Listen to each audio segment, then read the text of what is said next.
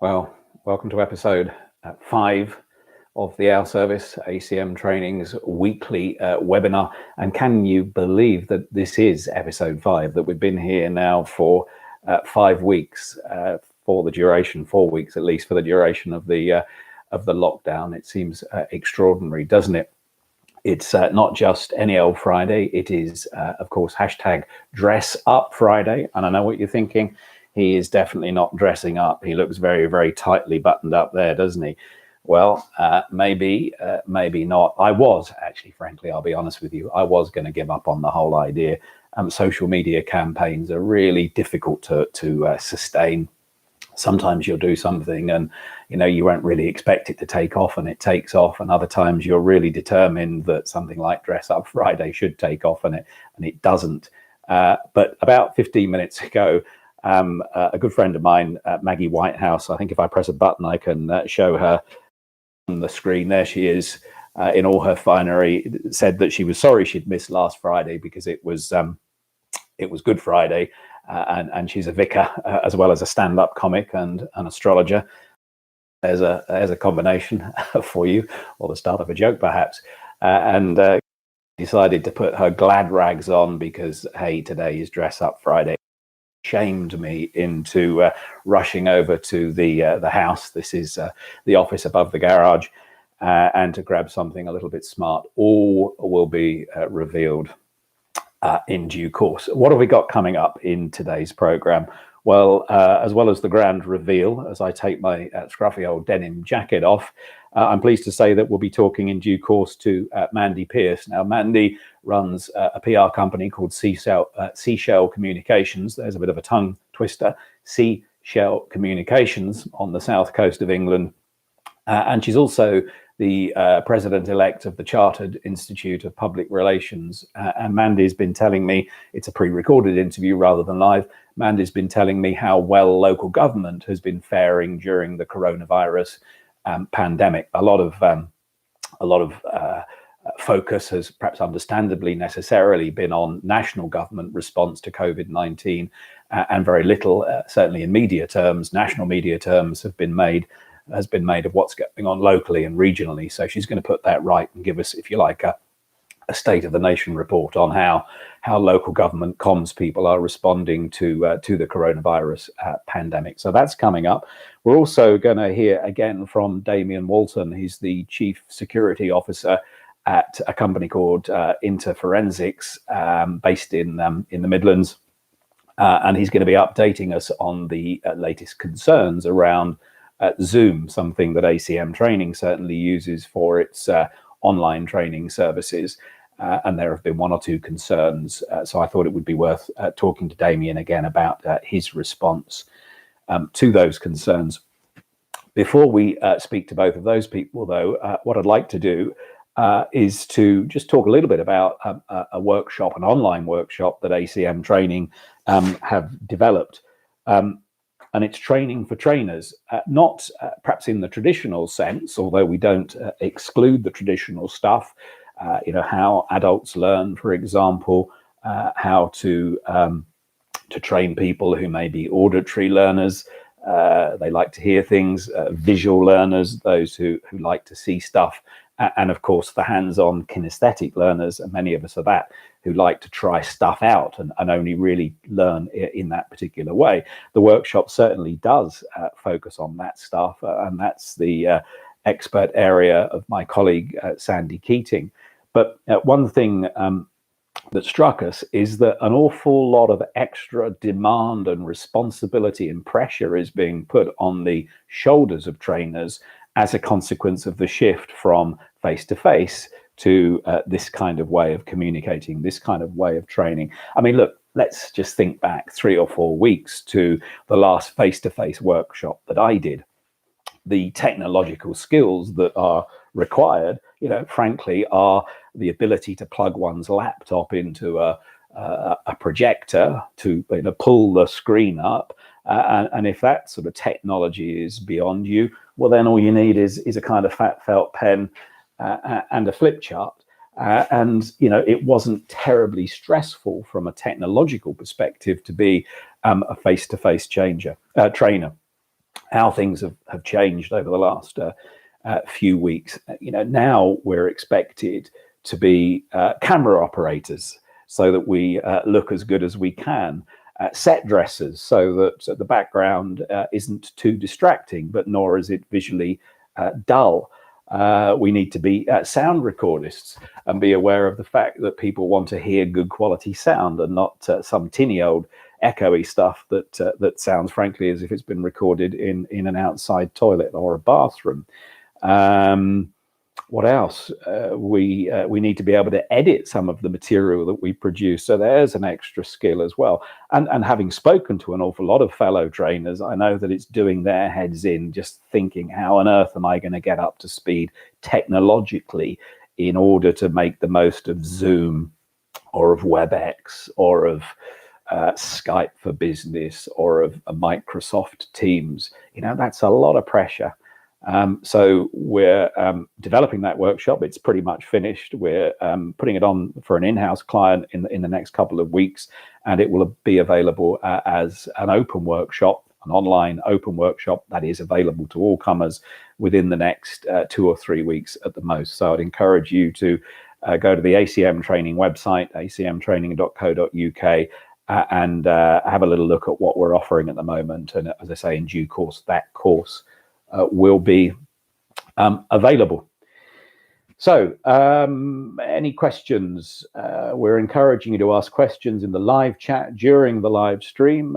If not, you can ask questions before or indeed after if this provokes some thinking.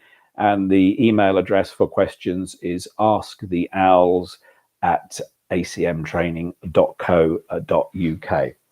And at this point, I am going to deploy the skills of a vision mixer and sound recordist and editor. And I'm going to find the first of the 2 interviews that I said we'd done this week. And the first one is with, as I mentioned, Mandy Pierce, Director of Seashell Communications, President-elect of the Chartered Institute of Public Relations. And she's got a really interesting take on how well local government comms are faring during the global coronavirus pandemic. And first of all, she said that they were doing pretty well. Well, I think they're doing pretty well now. I mean, I think they were a little bit slow off the starting blocks, and I think that's partly moving to remote working. I think there was initially a lack of clarity from central government about exactly what local government would be doing in terms of support for business and things. So once the Chancellor started announcing business packages, there was a bit of a lack of clarity about how local government would deliver those. That's settled down now. You're not seeing, obviously, a lot of local government coverage nationally unless something goes wrong, which it fortunately hasn't, particularly for local government.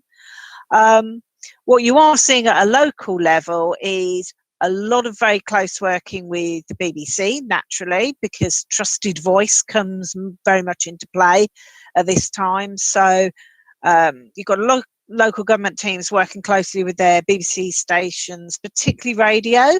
Again, as we would in warming and informing, getting messages out to vulnerable people, BBC Radio obviously has still got a crucial role to play with that, particularly getting to those citizens who aren't online and on social.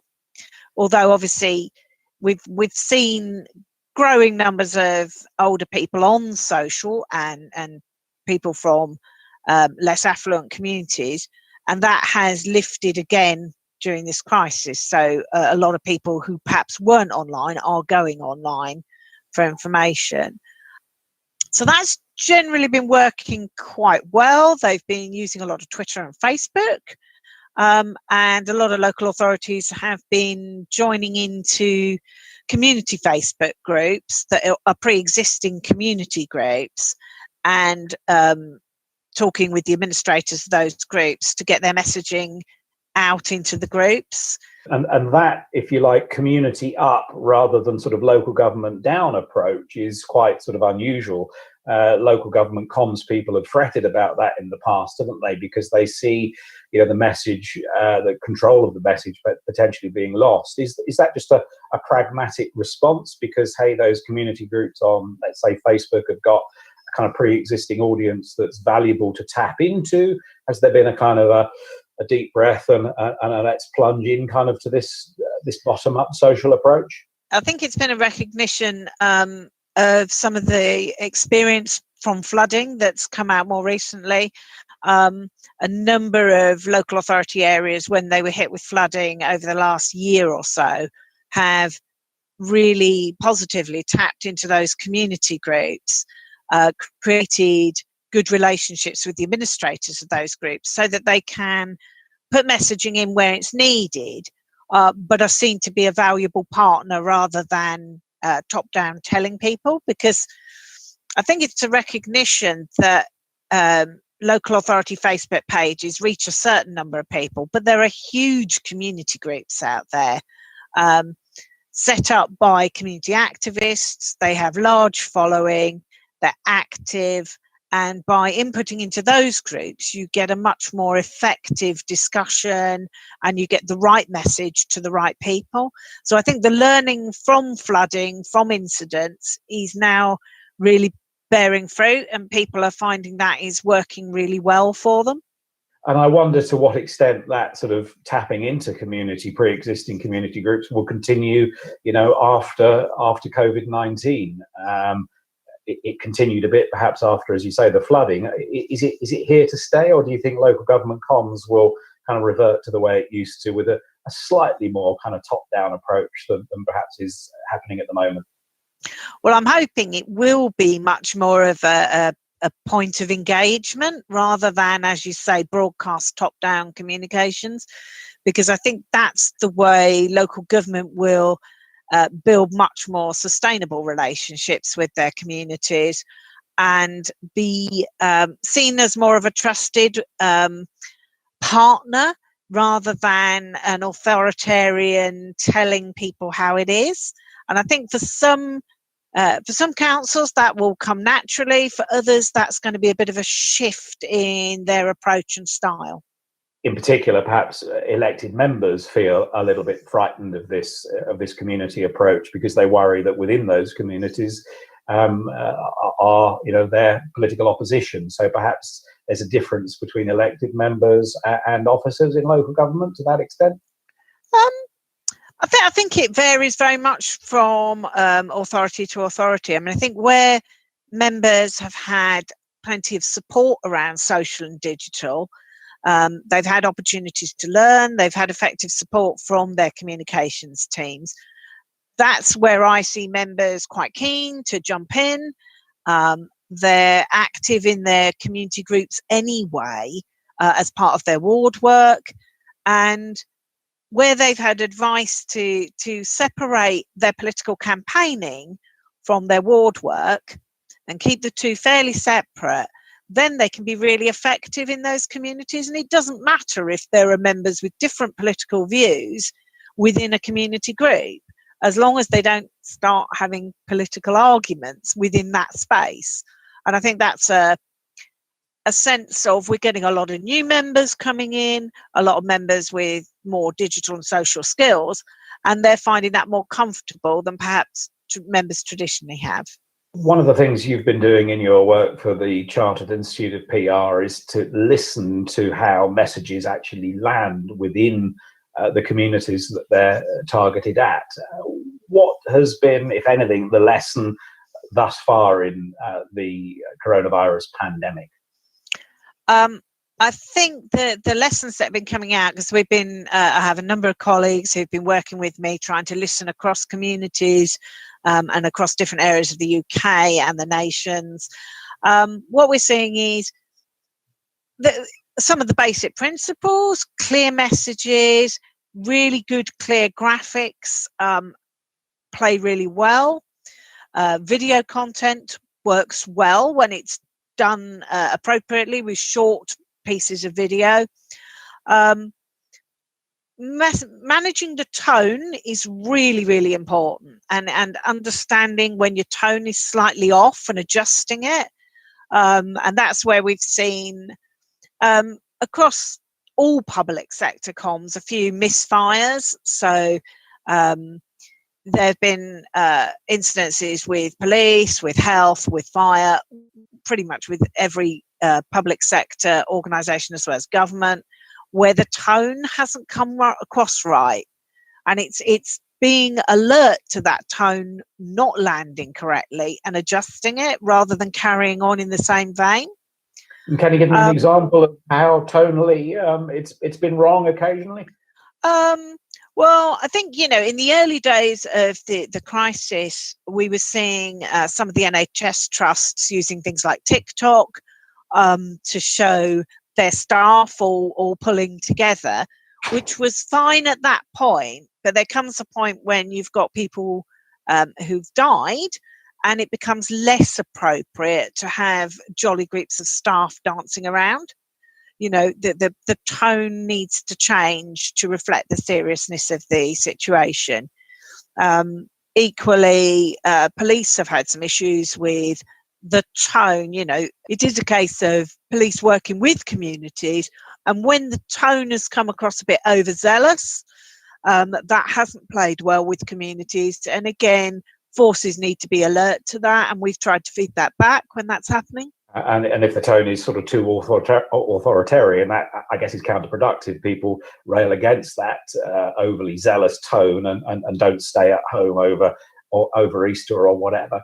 But what you've pointed out here is the importance of listening, that communications have always been two-way. And if you're not listening to the information, to the feedback coming back in the opposite direction, you can't nuance the tone or the content of the message accordingly, and you can end up getting it wrong as a consequence. Yeah, and I think that's the biggest challenge probably for particularly local public sector communicators, so NHS trusts, police, fire and local government, is that they are short on resources, particularly on communications resources. So they're managing to get their messaging out, managing to broadcast, managing to access channels and reach people, but having the capacity and the tools to also effectively listen to how things are playing out, to be able to rebut things when they're not quite right. That is a real challenge for teams, particularly when you've got, in many districts, teams of one or two. It is asking a lot of people to actually be able to do that. So that's why we're, as the CIPR Local Public Services Committee, trying to help by doing some of that listening and feeding that back. Although the feedback circuit, if you like, in social media in particular, is very, very quick. And if you do get something wrong, it's the very people you're trying to communicate with who tell you you've got it wrong. So I guess there is a kind of self-healing element to social media, although sometimes it doesn't feel like healing. It feels like you're at the center of a Twitter firestorm, for example, for getting the tone wrong. Yeah, absolutely. I mean, very much feel for those communicators where perhaps they've advised on a different approach or tone. So sometimes some of the misfires haven't come from the central communications teams. They've come where they've got a number of Twitter or Facebook channels, and you've empowered individuals at a more service delivery level, and they've not quite got it right. That can be particularly challenging. In the old command and control days, of course, it was one way in, one way out of an organisation. Social media tools, the ubiquity of our mobile phones means we can sort of reach out to our audiences pretty much anytime, anywhere, any place, and that in itself brings a challenge, doesn't it? I'm sure media managers have many sleepless nights because of that as a consequence. Well, I think it shows the organisations that have invested in their staff. So the comms teams who have looked across their organisations, worked with different services, helped service managers to understand how social and digital channels work, and have put in that time and effort on training staff right across the organisation. That's where it shows. Those who've very, very much gone to a restricted, it's only the central team who do all the work, and haven't spent the time with their colleagues, that's where you see the problems starting, because this isn't a command and control environment, as you say. social and digital is very much a two-way engagement. Final question, Mandy. Do you think it's possible that we might, and I'm clutching for straws here, looking for silver linings, whatever the metaphor is, mixing them hopelessly, is there a possibility at least that local government comms, media, PR, sort of comms more generally, comes out of this in a stronger, in a more robust place, having learned a lot of very harsh lessons in this time of incredible change? When I think about my own company, ACM Training, we've done probably more in 3 or 4 weeks than we would have done in 4 or 5 years if we had been, doing things at the normal pace. So out of the kind of crucible, do you think comes some good in local government comms? Yeah, I think there's a number of positives. I mean, I think one is often it's been observed that organisations have gone through a crisis. Out of it comes a recognition by senior management of the value of strategic communications. And that tends to happen on a crisis, but it tends to be individual to an authority. So this is giving a crisis across all authorities. So hopefully that will bring a recognition amongst senior management teams to the critical role that communications provides. I think for teams themselves, they were already well on the road to disperse working, to more flexible working, to be out and about, to be more video journalists, and I think that will continue. And I think in terms of building engagement with communities, I think there's a real opportunity to strengthen and develop those relationships with communities, both digitally and when we go back to more normal working on a more face-to-face level. And that's got to be good for trust in local government and trust in communications. Sorry, just one final addendum. I wonder whether there isn't a concern that local government, when it has to do all of the service delivery to pick up the pieces of the coronavirus pandemic, won't suddenly find itself in a different kind of austerity mode, and that comms will be underinvested in as a consequence. It will be seen as a kind of drag on an organisation's bottom line, and rather than an investment. Is there a slight concern in the back of your mind around that? I think there's a danger for local government generally that obviously the Chancellor's put a lot of money into the economy, but at some point there's going to be a payback for that. And local government has taken the brunt of 10 years of austerity. I think, there's a concern that there will be more austerity for local government. I'm hoping that senior management teams, having seen the value of their strategic communications, both internally and externally in a crisis, will recognise that any more cutting back of communications is likely to be counterproductive for local government. I mean, I think you'll see the organisations where they have cut their communications to the bare minimum are the ones that are really, really struggling at the moment. So when you see the sort of star performers, shall we say, in this, it tends to be the Liverpools, the Bristols, Bournemouth, Newcastle, some of the big cities where they've still got relatively robust communications teams. Where you see people struggling, it's the smaller districts with 1 or 2 people. It only needs that one person to be ill, and suddenly you've just lost all your communications capacity. And I hope strategic management teams will see the risk that presents and not be tempted, if there's further austerity, to make any more cutbacks on communications. So I'm sure we'll be hearing more from Mandy, or perhaps from some of her CIPR colleagues, as the weeks, possibly the months of lockdown continue. Next up, a bit of an update, really, 5 minutes at the most, from Damien Walton. Some of you who watched earlier episodes of the Our Service here on the ACM Training YouTube channel may recall that he was giving some really good advice on how to make the best and the safest use of online conferencing tools such as Zoom. And many of you will know that Zoom has been in the news for the wrong reasons quite a bit recently.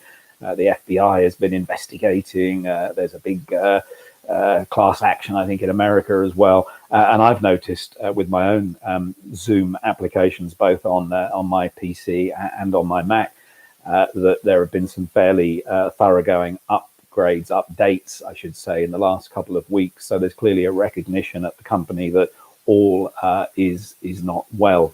It does seem, unfortunately, and often does in this instance, that as soon as one gap is plugged, it's not long before another issue seems to be raised. But that is the nature of cybersecurity. I refer to it anecdotally as the whack-a-mole syndrome, where as soon as you knock one mole's head down, there's another one ready to pop up somewhere. And that's the way it is. It's constant improvement, it's constant development, because rest assured, the criminal world out there will be making as much efforts, if not more, to try and identify weaknesses and exploit those weaknesses.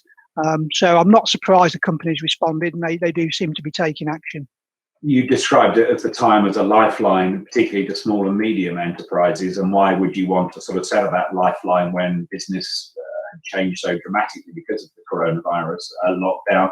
Is it still your view, with the latest security updates, that Zoom and other conferencing facilities are worth it, despite the inherent risks because of the lifeline that they offer? From a personal perspective, it is, because I do see that if they haven't got these facilities, a lot of companies at the moment just would not be able to function. So there is very little choice. I still think it comes down to whichever product you choose to use is then taking the next steps to make sure you are implementing as much security as possible to minimize any risk of using that particular product. And it's basic steps, as I said before, that are quite often the most effective. And probably in addition to all that, it's being conscious about the information that is being shared on these calls. And if you are planning to discuss something that is of such a confidential or sensitive nature, then it's probably wise to have a rethink and maybe look for an alternative means to transmit that information.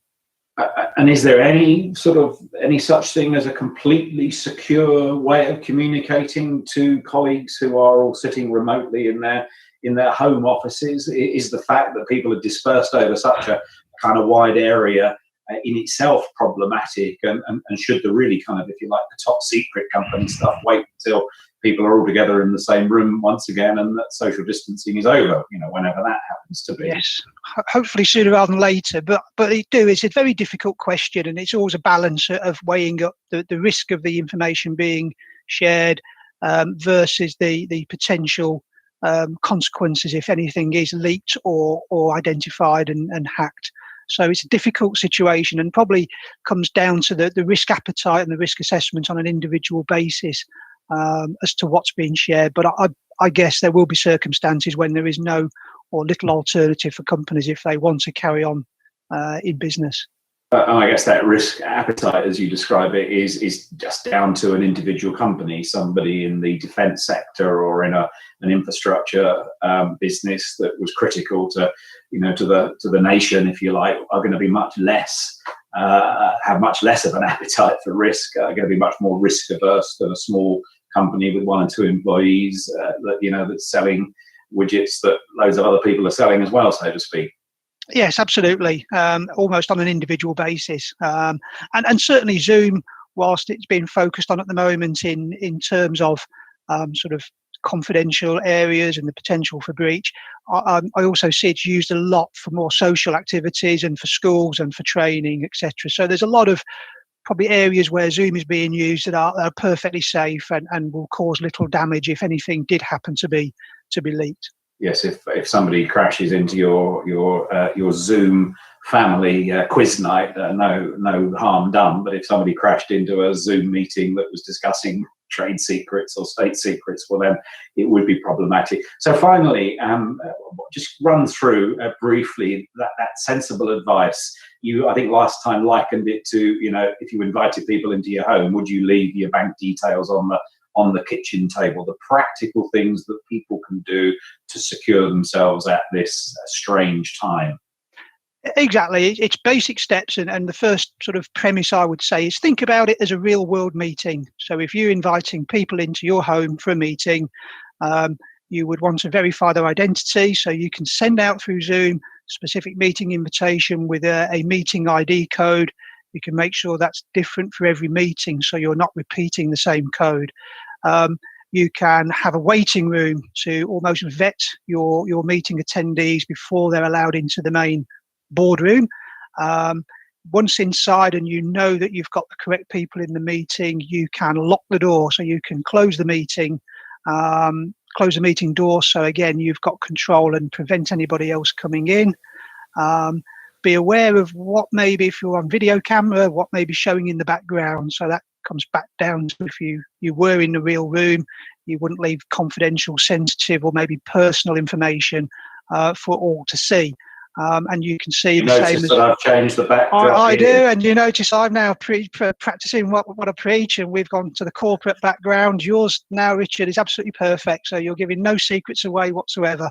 Yes, last time it was the books with the family pictures, wasn't it? And you were slightly concerned that somebody might take advantage even of that kind of level of detail. It can be. That sort of information can be used in certain circumstances for a later social engineering attack. So trying to find out areas that are of interest to you, maybe hobbies, it may be business, anything that a potential attacker could use to gain your confidence and trick you in a later time to provide information that they may be used for criminal purposes. So again, it's little steps like you've done there. So you've got a blank background, check who's in the meeting, lock the door when the meeting starts, and at the end of the meeting, make sure everybody's left and they're not still hiding under the boardroom table to jump out when you've gone. So little steps like that, and you will go a long way to making yourself secure.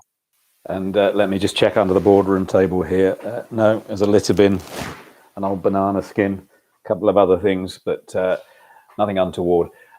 Damien Walton, Chief Security Officer at Inter Forensics there with an update on Zoom.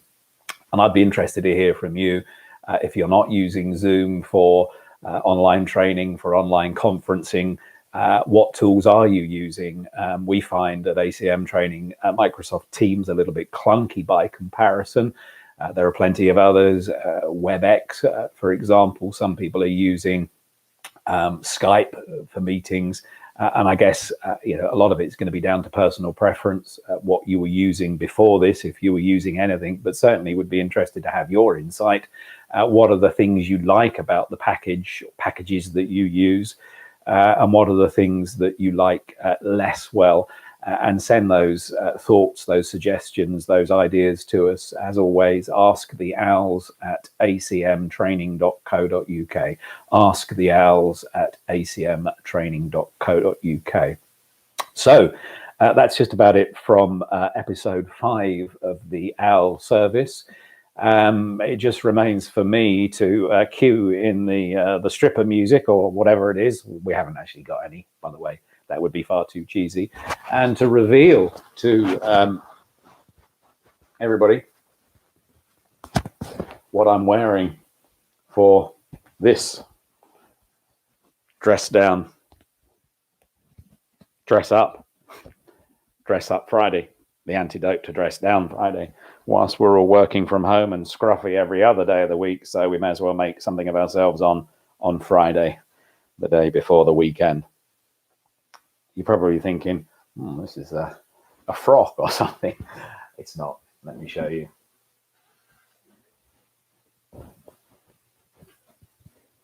I can probably show you more by zooming out.